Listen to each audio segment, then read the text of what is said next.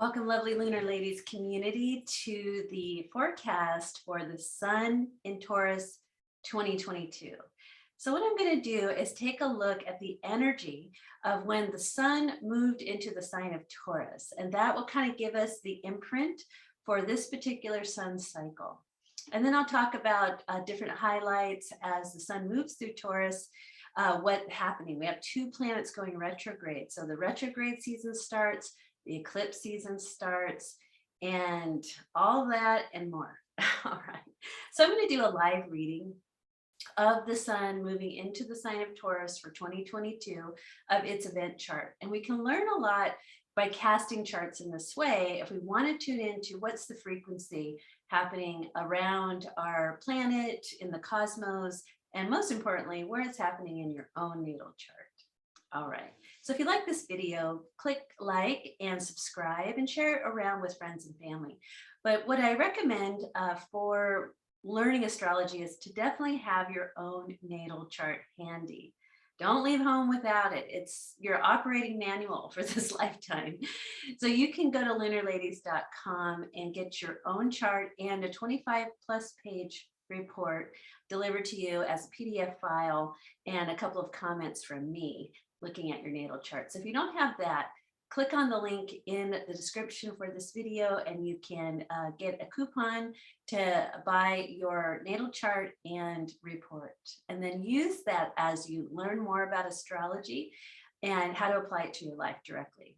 So I'm going to go ahead and share my screen and let's take a look at the Sun in Taurus 2022 chart. Here we go. So I love to use astro.com because it is a free source, and I kind of grew up on astro.com.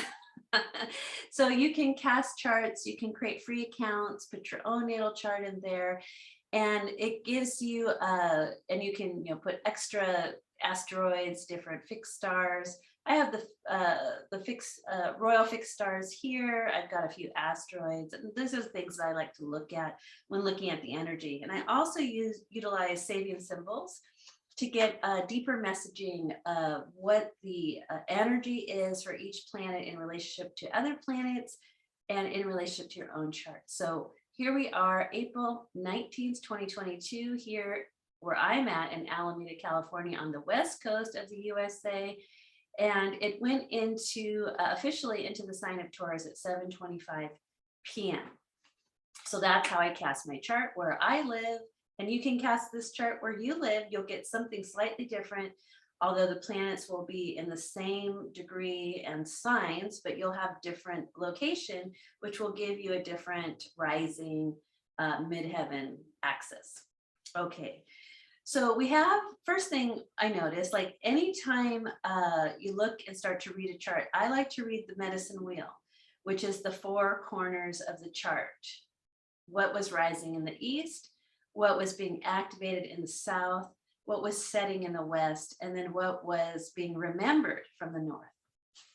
And anytime we have planetary activity around the four corners, they take precedence for the energy when you're looking at, okay, what's happening. So in this chart, we have Pluto on the IC, rooting this energy, Pluto in Capricorn at 28 degrees. So we take note that Pluto will play a part in the Sun in Taurus cycle. And we know on April 29th, Pluto is the first planet to leave this direct motion and go retrograde. So I love that Pluto goes retrograde, and it's holding court at the sacred direction of the north, which is ancestors. And we're looking at the bones, the fossils, the record keepers through the sign of Capricorn. Also has to do with world governments, laws, regulations, control. And then Pluto is the sign most connected to our soul. It's the gatekeeper of soul, being the last planet in our recognized solar system. So Pluto is about power, soul power, and transformation. So we have this soul power vibration hitting into this kind of old society, banking institution, government control, when we have soul power, wanting to transform it as before it leaves the sign of Capricorn and heads into Aquarius in 2023. But We're going to be looking back in time as Pluto goes retrograde, and the sacred direction of the north is asking the ancestors for their wisdom, and Capricorn is wisdom. So this will be part of the sun cycle in as it moves through the sign of Taurus, and Taurus being the sign of the earth, right? So we're looking back, earth records, which in geology, earth records go way back. Human lives, 80, 90 years old, but earth records are millions of years old. So lots of information we can gather from a soul place, and also from a place possibly the generation with Pluto in Capricorn and Pluto in Cancer will have much to say during this time. Okay, the second power point is the sun, and this is a sun in Taurus reading. We have sun here on the descendant, 26 Aries here in California, but it's setting, so it's right around sunset. So the sun is in the west, sacred direction. So we know the sun cycle is about west themes or sunset themes, reflection, going inward, letting go. A good thing that to do is definitely to watch sunsets during the sun cycle in Taurus, because you'll be outside. You'll be more in tune with the rhythms of Mother Earth from sunrise to sunset. So she's saying hello to you at sunset. Sunset will be a powerful time, maybe even to do sun gazing, things that get you connected to nature. You can listen to what's going on in nature around you. How are the birds responding? How are the flowers responding to sunset energy? How are the trees? How are you, right? And if you happen to live near an ocean, you will get to see the sunset over the ocean, which is a beautiful thing. Or if you're in the mountains, the sun will set earlier, right? Because you're higher up. Or, just take note of places where you live, where you can view the sunset the best. Like for me here in the San Francisco Bay Area, if I go up to Grizzly Peak and the Berkeley Hills, that's the best place to watch the sunset, because you see the sunset over San Francisco and it highlights the whole bay. So I'm going to take a ride over there at some point during this sun cycle to witness the sun setting. And what's really nice that I know that happens is a lot of people choose to do that. Sometimes there's some drinking parties, but there's definitely a gathering that happens in humanity at that particular area to watch the sunset, to celebrate it.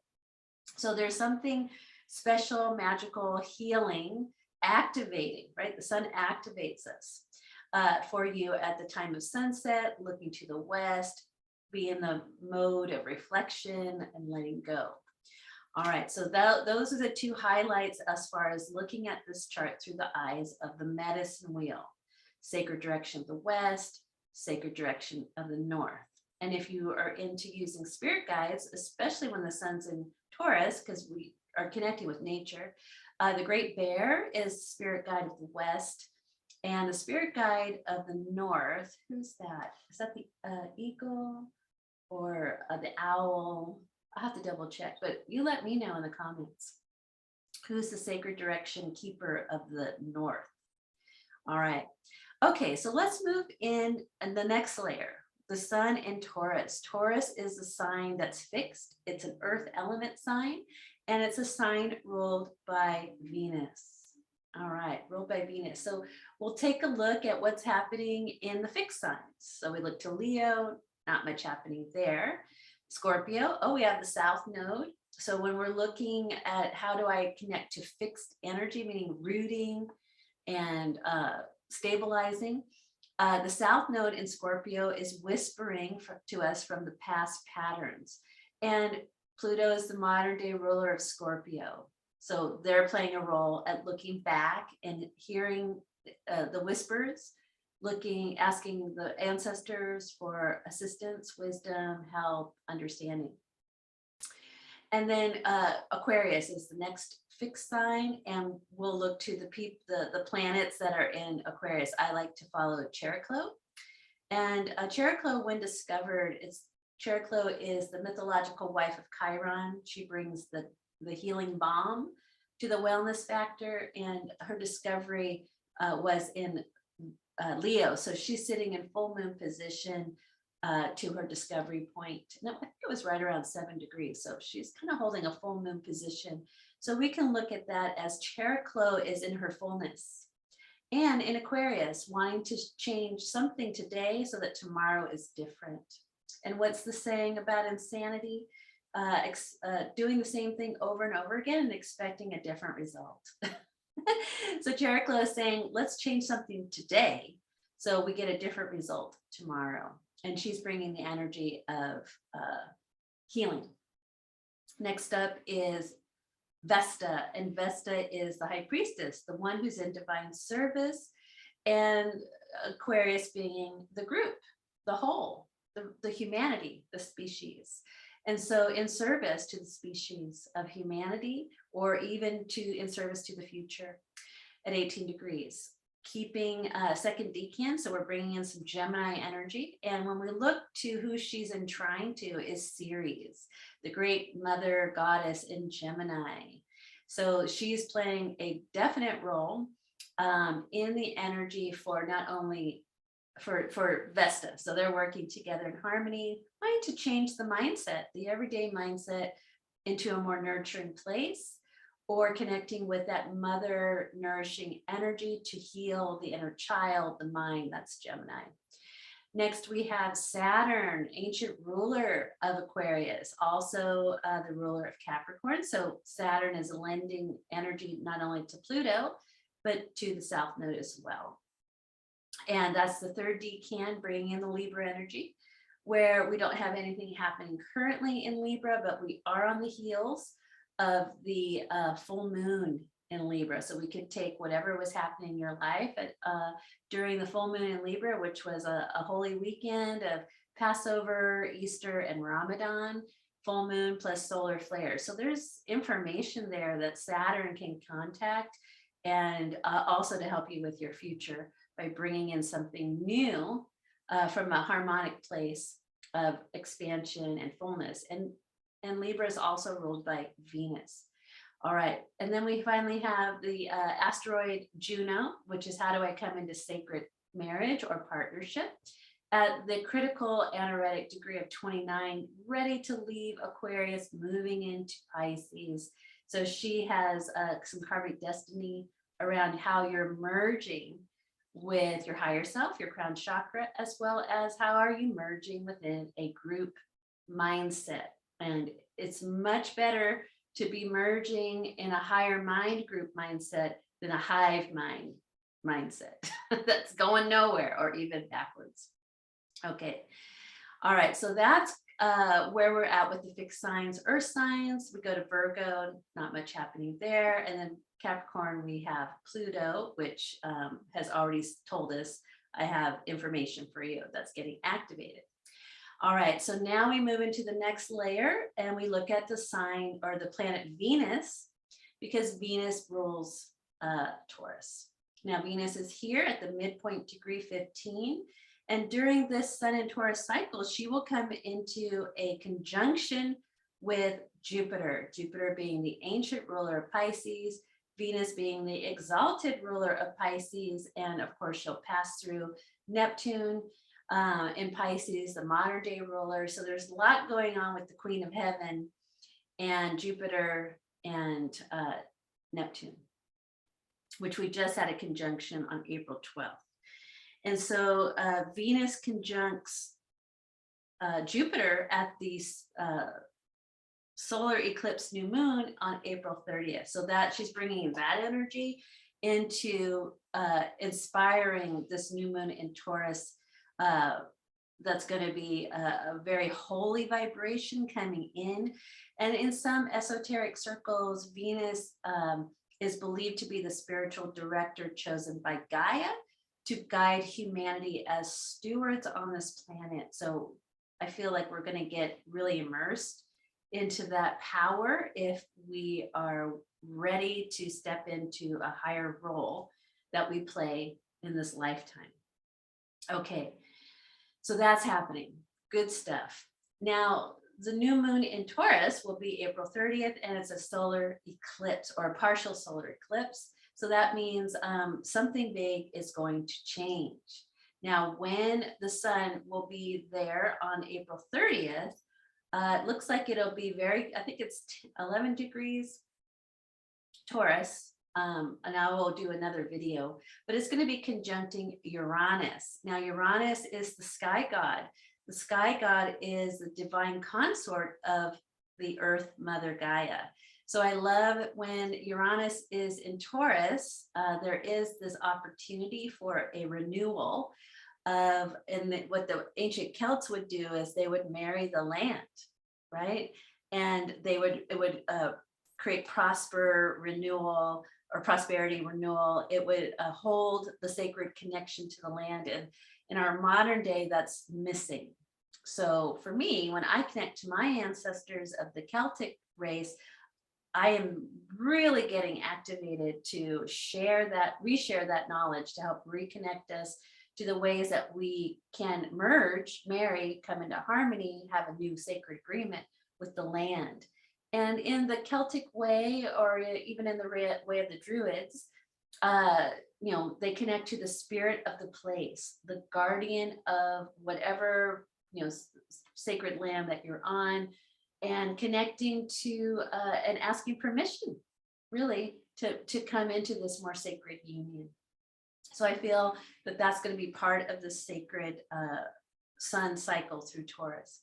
So at the timing of the sun moving into Taurus, we have Mercury moving towards the north node. Now the nodal wave will come in really powerfully at this full moon lunar eclipse. And at the same time, Mercury will have just gone retrograde on May 10th. So May 15th, we have a lunar eclipse on the lunar nodes, and Mercury retrograde just before, as well as Pluto in retrograde. So that's going to be really exciting. Stay tuned for more astrological videos for that. Okay, so because Mercury is heading towards the North Node, and the North Node is where we're evolving and growing towards, and over the past, looks like probably another year, the lunar nodes will go through the sign of Taurus. They go backwards. So the next lunar nodal wave will be in Aries, and they last about 18 months. And so Mercury says, I'm moving towards getting messages from where we need to evolve towards. And as Mercury goes retrograde, it'll be a great time to listen and utilize the power of a Mercury retrograde. And the first thing you do is you slow down. So I'll be doing a video on this particular Mercury in retrograde, but it's going to be this activation of the crown. Uranus rules the crown of our earthly bodies, and it's really about our earth incarnation. So that's why I'm getting very clear that we should be getting our natal charts to ground us in the plan for this incarnation. And I'll be putting my astrological how to read your chart course on sale. So definitely take advantage of getting the course and your natal chart and report so that you can ground yourself in this reality to be activated by the sun and Uranus, Mercury, and Pluto, sacred direction of the north and the west. That's all in store for us. So let's just look quickly at, here we have 17 degrees. I'm going to use Linda Hill's her site for Sabian symbols, sabiansymbols.com. And oh, come on, Lord mercy. Well, hopefully, here we go. All right, so you go to sabiansymbols.com, you click on symbols, and she has the best library all set up, really user-friendly site. So Taurus 17, I want to know what Mercury's message is. What's the focus for this sun cycle through Taurus this year? So a woman airing out old bag through a sunny window, giving it air and sunshine. Very interesting. So how do you connect with the Sabian symbols? Is the first thing you do is you close your eyes and you imagine this image in your mind. Just make it up, have fun. Imagine a woman airing an old bag out a window, giving it air and sunshine, right? So here we are in springtime, and it's a great time to air things out, right? And clear things out. So she wants fresh air, she wants sunshine, right? And so this is about clearing up clutter. So make note to clear clutter over the next 30 days, purify and bring air and light to situations in your life. And if you're confused by that, you can activate the energy by doing it in your home. Clean a room, air things out, do spring cleaning, because it will start to move the energy in your immediate environment, which will resource you to have a new awareness, new ahas. So it's often symbolized as psychotherapy and other self-help disciplines to cleanse and purify the mind, emotions, and soul. That's why I also feel the need to get everybody connected to their natal chart to get their ahas, their clarity of purpose in mind. Definitely do have a astrological reading with me if you need more clarity, but you are being supported now to do that. So when you start merging with the current energies or frequency, you one with God is a majority energy. So I like to merge what I do with what's happening around me, because then my life takes on a more effortless flow. Okay, there is often the need to clean out cupboards along with old habits and routines. So Taurus is like, is there anything in the way between your self-love, self-care, deservingness? So say if you have an old habit of not taking care of your body, or you're not exercising, or your diet needs to change, now is the time to do it. You have support. By keeping everything in your inner self, you can cause clutter that is restricting. So if you need support, start therapy, find a therapist, put it out there, set an intention, ask for references if you need someone to talk to, right? So definitely a good time for emotional and mental wellness in the health.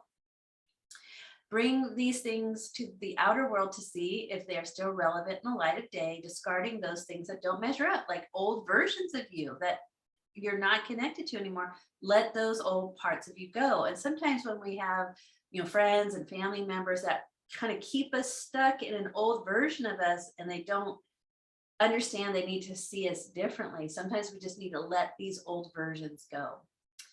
So ways that you can connect to the energy are scrubbing clean, airing things out, psychoanalysis, past life regressions or memories. I'm now offering Druidic astrology readings, which are past life regressions. It's so great. So I'm just getting that started. So that's another thing that you can do, is a past life regression. Renewal, throwing out the old, outworn, outlived. So you got old furniture, old clothes, old towels, whatever. Like I know, like if you have some old towels in my community at the animal shelter, they're like, give us your towels, because we use them for the animals. We help use them to clean. It supports us. We don't have to put resources towards buying those things if people donate. So that's just an idea. Renovations, letting the sunshine in. Maybe you need to put a new skylight in. Maybe you need to open up those curtains, or let the sun in. Here's ways to know when you're out of tune or in the shadow of this energy. Expecting others to take responsibility for cleaning things up and airing things out. Don't wait for other people to bring up how you feel. Feel confident, feel safe to share how you are doing, how you're feeling. Don't wait for others to notice it and say, well, you should have known how I felt. Well, how about you just, take a breath and tell me how you feel, okay? Old outworn things and memories, endless chatter about things that should be forgotten. And mold, interesting, because we want to air things out. So if you have some old spaces in your house that haven't seen the light of day, air that out. We need sunshine. We need things to dry out. These are usually old, moldy ways of being. All right, so that's my take on the Sun in Taurus 2022 cycle. Stay tuned for more information on the upcoming new moon solar eclipse, as well as the retrogrades of Pluto and Mercury. And then, of course, the full moon lunar eclipse with a Venus-Jupiter conjunction. And remember, conjunctions start new cycles, right? So air things out, let things go, pay attention to the sunsets, listen, retrogrades are coming, they're bringing you back in time. So a good time to get into therapy if you need that for yourself, past life regressions, go to my website or send me a message through email, shannon@lunarladies.com, if you would like more help, support, or how to choose a reading that's best for you. Thank you so much for watching. Take care. Bye for now.